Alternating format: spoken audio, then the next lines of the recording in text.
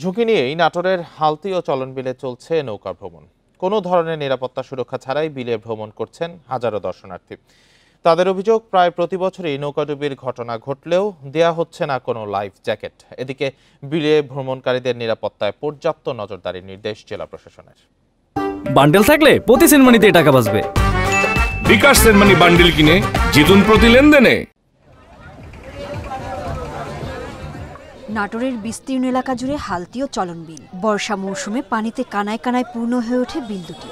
আর সেই সৌন্দর্য দেখতে বিভিন্ন এলাকা থেকে আসেন নানা বয়সী মানুষ।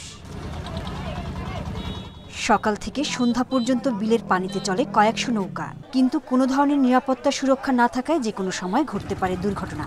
নৌকায় ধারণ ক্ষমতার অতিরিক্ত বহনেরও রয়েছে অভিযোগ। আমি নিজেও সাঁতার জানি না, আমার বাচ্চারাও সাঁতার জানে না। যদি এখানে আসলে লাইফ জ্যাকেট বা এখানে প্রোটেকশনের ব্যবস্থা থাকতো তাহলে আমি নির্ভয়ে বেড়াতে পারতাম, আরও বিষয়টা উপভোগ করতে পারতাম। লাইফ জ্যাকেট ছাড়া আসলে ট্যুর দেওয়া খুব কষ্টকর হয়ে যাচ্ছে। নিরাপদ থাকলে আমরা ঘুরে স্বাচ্ছন্দ্য বোধ করতাম। বছরে 3 মাস বিলে চলে নৌকা ভ্রমণ। লাইফ জ্যাকেট খরচ সাপেক্ষ বলে দাবি মাঝিদের। এজন্য প্রশাসনের সহায়তা চান তারা।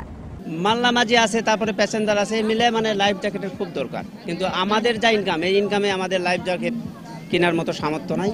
তাই সরকার থেকে যদি এই লাইফ জ্যাকেটটা ব্যবস্থা করতো, আমাদের এই এলাকায় মোটামুটি 100টার মতো নৌকা আছে। এদিকে বিলে দর্শনার্থীদের ভ্রমণের নিরাপত্তা ঝুঁকি এড়াতে সব ধরনের ব্যবস্থার নির্দেশ দিয়েছে জেলা প্রশাসন। পর্যটকদের নিরাপত্তার জন্য লাইফ জ্যাকেট বা যে ধরনের সরঞ্জামগুলোর প্রয়োজন আছে সেগুলোর ব্যবস্থা করার জন্য আমরা প্রয়োজনীয় দিক নির্দেশনা স্থানীয় প্রশাসনকে দিয়েছি। গত বছর হালতি বিল ও চলন বিলে দুর্ঘটনার কবলে পড়ে অন্তত 30টি নৌকা, প্রাণ হারান 2 জন।